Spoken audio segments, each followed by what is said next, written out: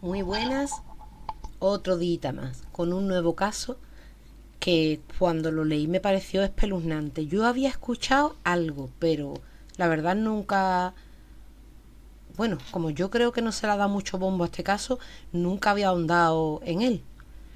Y ahora al prepararlo, pues me queda un poquito alucinada. No sé si os sonará. El crimen de Moncasí, o Moncasi, Moncasi más bien. En esta ocasión nos encontramos en Zaragoza, el año 2007, y os hablo de Francisco José Paco Lozano Gadea.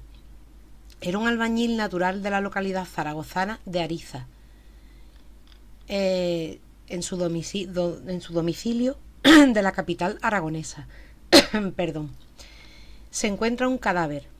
Tras varios días, la familia, de no tener noticias de él, pues, pues van a la policía, ¿no? Como es lógico, y denuncian que no sabían nada de este hombre. Cuando entran en la casa se encuentran un varón de 54 años, de complexión media, acostado boca abajo, perdón, acostado boca arriba, en el interior de su bañera. Lo más fuerte es que presentaba 53 puñaladas. No una, ni dos, ni tres, 53 puñaladas, señores. Me parece una brutalidad. En la cara anterior y posterior del cuerpo. Sus genitales estaban ocultos entre las piernas y una peluca negra había sido depositada a sus pies. Qué cosa más extraña, ¿verdad? ¿Qué significado puede tener una cosa así? Pues vamos a descubrirlo. Así descubrió el grupo de homicidio de la Jefatura Superior de Policía de Aragón el hallazgo del cadáver de Francisco José Paco Lozano Gadea, el albañil natural de la localidad zaragozana. El cadáver de la víctima fue encontrado el 25 de enero en su vivienda. El 25 de enero del 2007, como es lógico. Su cuerpo, que estaba desnudo en la bañera, presentaba más de 40 cuchilladas, ya os he dicho que fueron 53, desde la cintura hasta el cuello. Y la muerte se había producido 5 días antes del hallazgo. Su caso, conocido como el crimen de la calle Moncasi, vía en la que se ubicaba la vivienda, ocurrió en enero en el 2007 y su familia todavía sigue esperando que el autor de semejante brutalidad pague con cárcel por ello. Muchos fueron los sospechosos, uno acabó en el banquillo, pero un jurado popular leyó el veredicto de no culpabilidad y quedó libre. Ambos mantenían numerosas relaciones con jóvenes de 25 a 30 años que visitaban sus respectivas viviendas. Hay que decir que no tiene por qué ser así, pero bueno, era que este hombre era gay, que igualmente podía haber quedado con jóvenes chicas de 25 a 30 años y haberle ocurrido lo que le ocurrió. Pero bueno, en este caso el hombre era gay. Más adelante explicaré el por qué digo esto, vamos. El asunto Moncasi, la Policía Nacional descubrió una agenda de contacto con más de 400 hombres y 10 tenían una copia de las llaves del domicilio en los que ocurrieron los hechos. Yo no le doy la llave de mi casa a nadie. Vamos a ver, tiene que ser una pareja que lleve conmigo tiempo, que vayamos a convivir juntos, una persona. Pero la llave de mi casa se la voy a dar yo a uno, a otro y al de la moto. Vamos. Pero cada uno, bueno, pues actúa como quiere, ¿no? Y su casa entra quien le da la gana. La consecuencia de todo es que la vivienda en la vivienda se encontraron un centenar de huellas diferentes y para complicar aún más las pesquisas, el arma blanca empleada no estaba por ningún lado. Claro, si entraba tanta gente en la casa, pues había huellas de todo Dios. Entonces, aquí no estamos hablando de un par de huellas o 4 huellas que tú puedas analizarlas. Es que imaginarse, ¿no? Los agentes buscaron infructuosamente el arma del crimen tanto en las alcantarillas próximas al sector de Moncasi como en un amplio tramo del río Huerva, próximo a la vivienda, con la colaboración de buceadores de bomberos. El hecho de que la víctima fuera homosexual llevó a los investigadores a barajar un crimen homófobo o pasional, pese a que se encontraron las habitaciones de la vivienda revueltas y la ropa había sido sacada de los armarios. 2 años fue el tiempo que llevó al Cuerpo Nacional de Policía a detener al que fuera su principal sospechoso,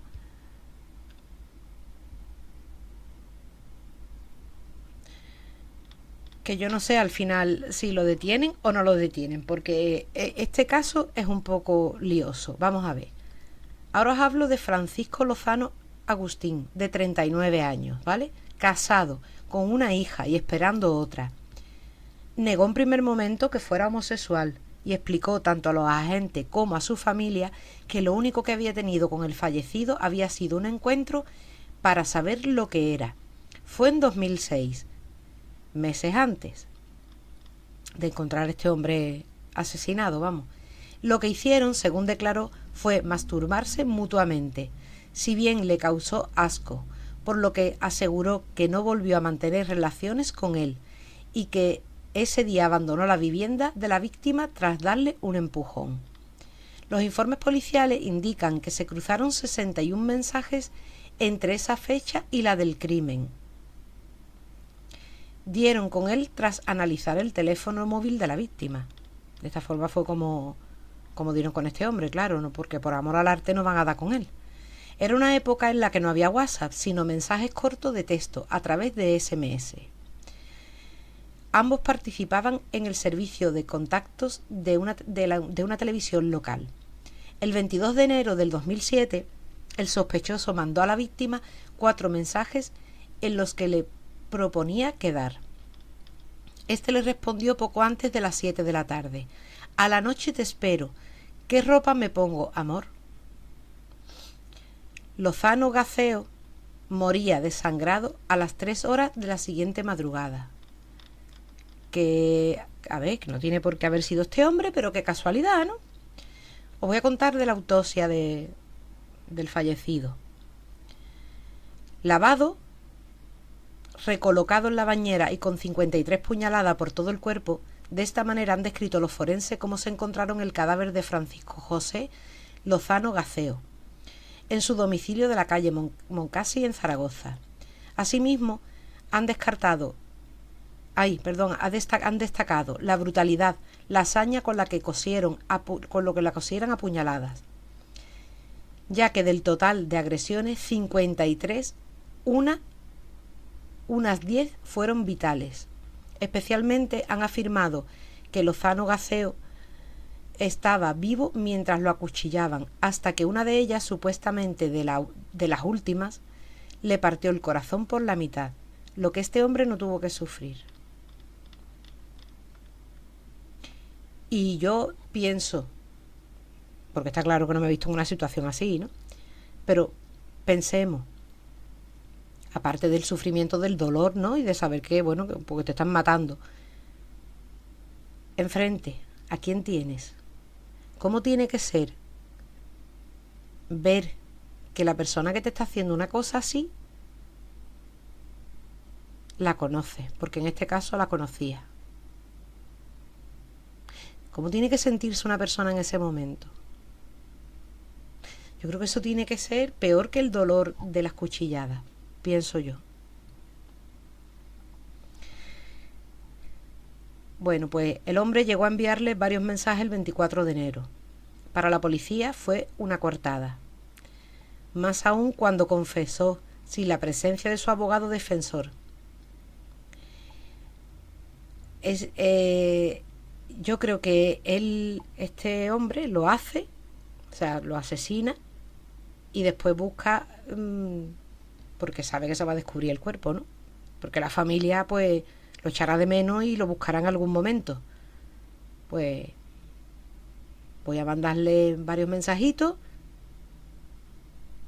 y así hago como el que no sé nada. Pero importante fue otro detalle. Cuando detuvieron a Francisco, su compañera sentimental y unos cuñados también le implicaron. Todo ello llevó al magistrado titular del Juzgado de Instrucción número 7 de Zaragoza, encargado de dirigir la tortuosa investigación, a decretar la entrada en prisión de Francisco Lozano un 3 de diciembre del 2008. En el juicio, con tribunal popular, esas pruebas inculpatorias no sirvieron de nada, puesto que la Audiencia Provincial de Zaragoza las declaró ilegales tras impugnarlas su letrado. Cuando no hay pruebas, porque no las hay, y cuando las hay, porque las echan para atrás. Aquí la cosa es que yo creo que hay mucha gente comiendo del bote en la cárcel, que además después salen con una paguita y pues no sé, no querrán tener más gente dentro y querrán tener más asesinos fuera, porque es que no le encuentro una explicación a esto. La magistrada que echó atrás esta prueba dio un tirón de orejas a la Unidad Central de Homicidios de Madrid, que relevaron a los policías zaragozanos en la investigación en julio del 2007, afirmando que en cuanto hizo dicha declaración debía de haberla suspendido, porque la hizo sin el abogado, ¿vale? Por eso. Detenido al inculpado y designarle un abogado, es lo que tenían que haber hecho. Vamos a ver, pero yo digo, ¿qué más da?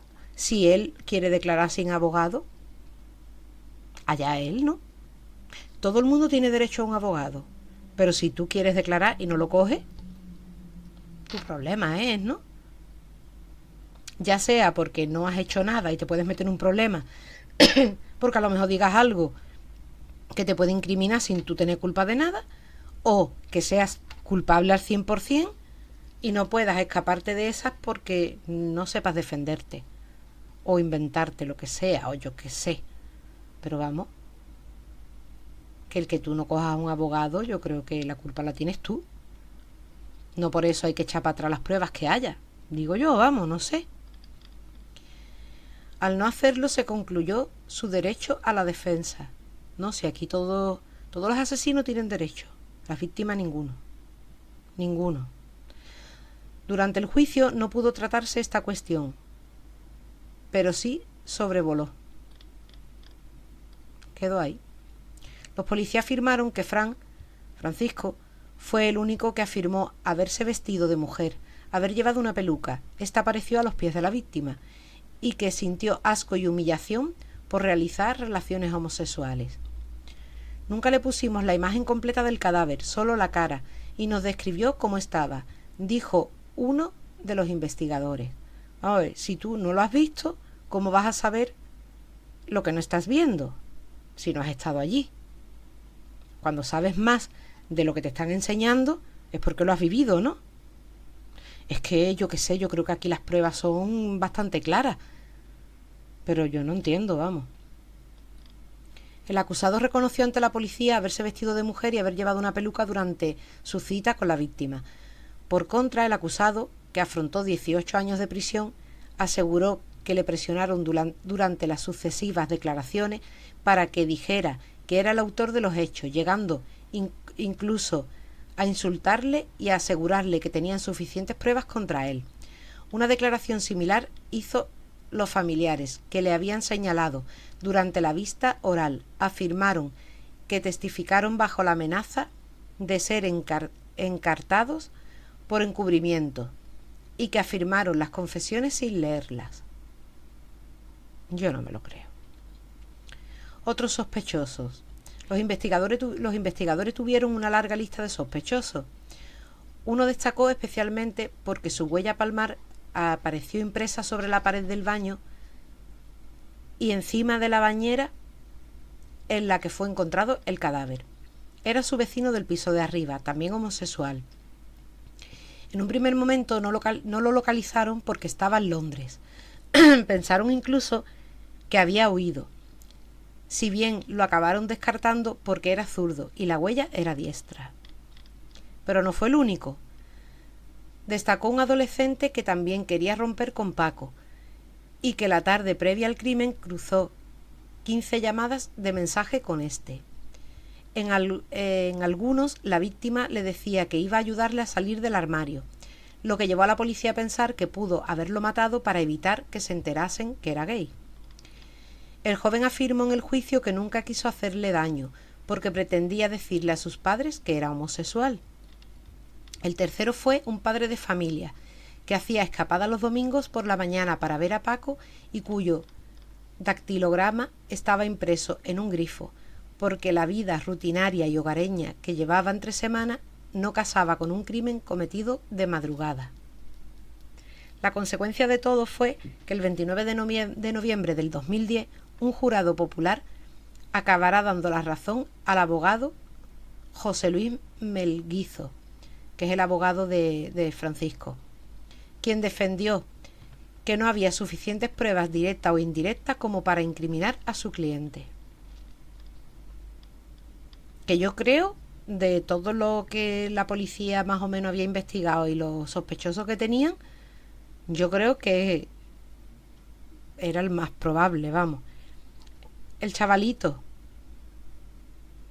no sé, no lo veo yo, no hay nada donde agarrarse ahí. El hombre casado, si tenía esa vida rutinaria y esos horarios y tenía su mujer y todo, no va a ir de madrugada a matarlo. Es que... Y el otro, con todo el asco, la repugnancia y todo lo que supuestamente le dio, y se había vestido de mujer, se había puesto la peluca, todo. No sé lo que pensaréis vosotros, ya me lo diréis, pero vamos, yo creo que...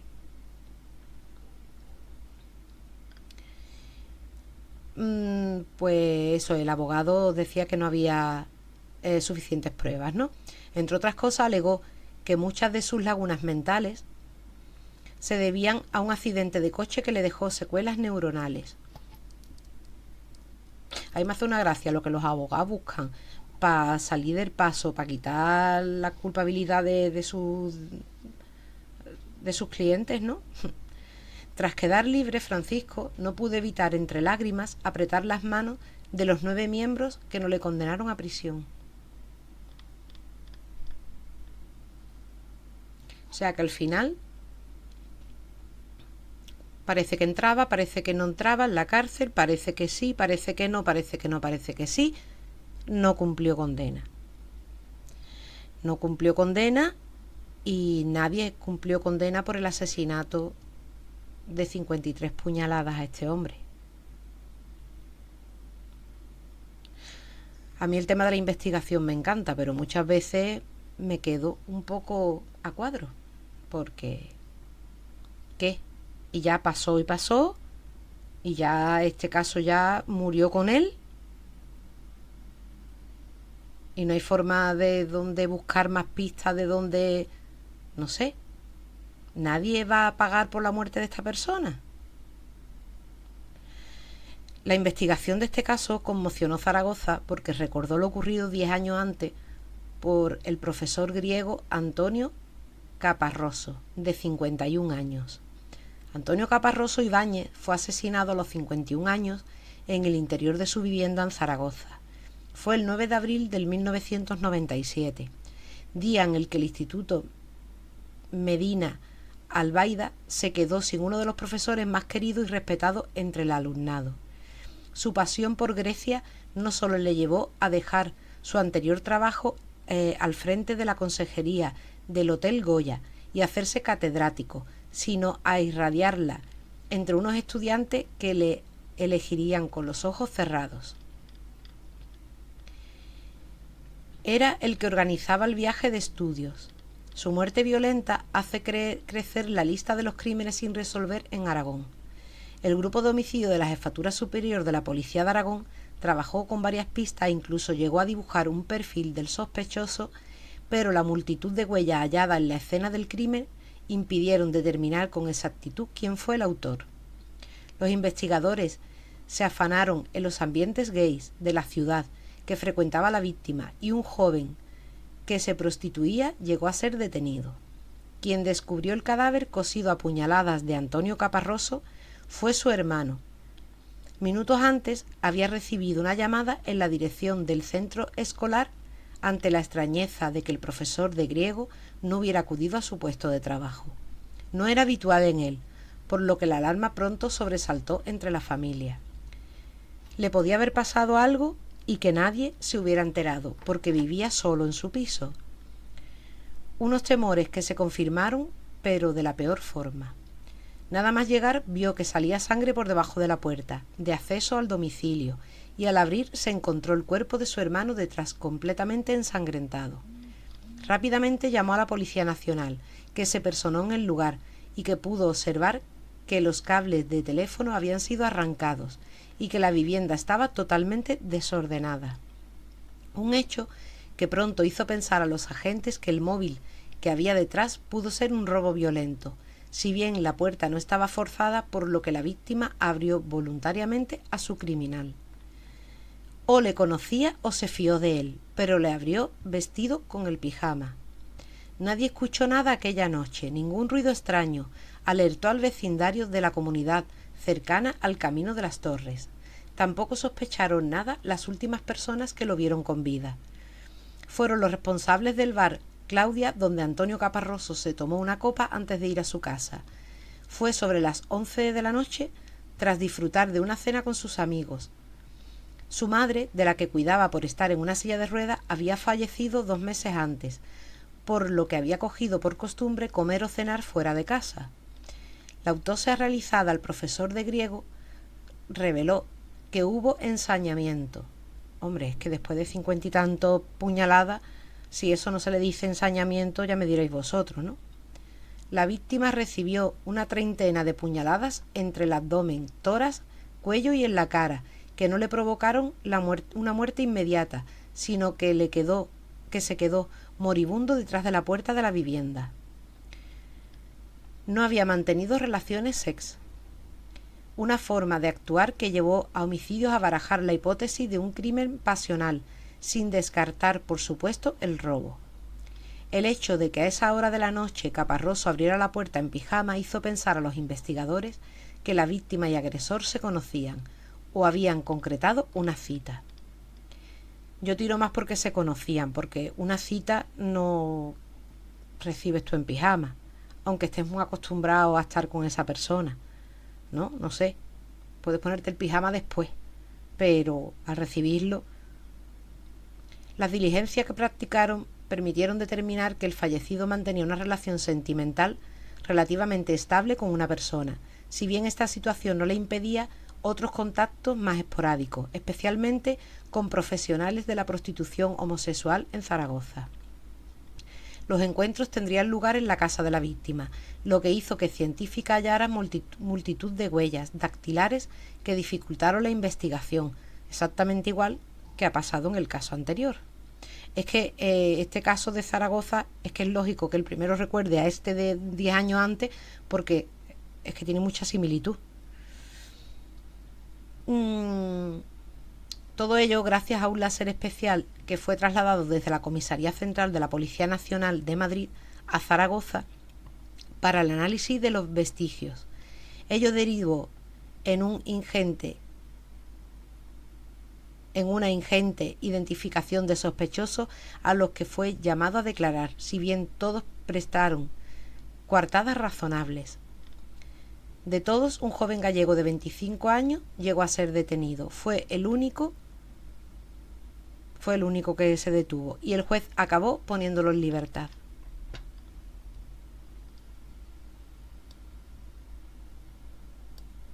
Este caso último os lo he traído para que veáis la similitud, pero realmente tampoco he andado mucho en él, ¿eh? No os puedo decir porque no lo he buscado, no lo he investigado, por qué puso a este último el juez en libertad, si tenía coartadas, si había pruebas o no las había, no lo sé. Lo he cogido muy por encima. Realmente el caso que os traigo es el crimen de Moncasí, aunque, vamos, el del profesor griego también nadie cumplió por él. Es que hay tantos casos que la gente, no sé, viven de rosita en un mundo ideal mientras que se han cargado a otra persona. Yo no sé. Yo creo que los investigadores tienen, pues no sé, que hacer más cursillos o cursos o... Yo ya no sé ni cómo describir esto, pero las investigaciones tienen que ser mejores. Esto es una porquería. Es una porquería. Lo que no puede ser que dos hombres, por los dos casos, ¿no? Dos hombres de 50 y pocos años mueran cosidos a puñaladas y que no se sepa quién han sido. No, es que me parece espeluznante. No sé, es que no lo puedo llegar a comprender. De verdad, son cosas que no las entiendo. Ya me diréis qué opináis de este caso, porque es incomprensible. Ya me contaréis si lo conocía, porque yo, ya te digo, yo, el primero, el crimen de Moncasi, había escuchado un poco así muy lejano, pero la verdad es que no... Vamos, por la tele desde luego yo no he escuchado nada de este caso, porque yo ahora no veo la tele, de hace un tiempo para acá, pero en el año 2007 sí veía yo la tele bastante. Y es que yo no he escuchado esto, vamos. Vamos, la tele, el internet y todo, ¿no? Yo os tengo que traer otro caso. Bueno, os tengo que traer un montón de casos que yo ya me diréis si los conocéis o no, pero vamos, tantos casos que yo no tenía ni idea, que al ponerme a buscar, por ejemplo, me pongo a investigar en este caso y se van relacionando con otros, los voy viendo y digo, ¿y esto cuándo ha pasado y dónde ha pasado? Yo no me he enterado de nada. Yo no sé por qué estas cosas no se cuentan. Es que no lo puedo entender, vamos, yo creo que tenemos derecho a saber lo que ocurre en nuestra ciudad, en nuestro país o en el mundo. Bueno, acordarse, como os digo siempre, compartirme, suscribirse, que es gratis, y darme like, que tengo muy pocos likes en los casos, ¿eh? Mi amigo Iván siempre me dice, empiezo a ver el caso, te pongo el like, siempre me lo dice. Y desde aquí le doy las gracias. Y a los que siempre estáis ahí y siempre comentáis, que vamos, no hay caso que no me habléis y me digáis qué opináis de él o que si lo conocíais o no lo conocíais, os mando 1000 besitos. Y muy agradecida de que me acompañéis siempre. Que me gustaría que formáramos una gran familia, que el canal siga subiendo. Y bueno, que si os gusta el contenido que os voy trayendo, pues vayamos para arriba, ¿no? Os deseo que tengáis un maravilloso día.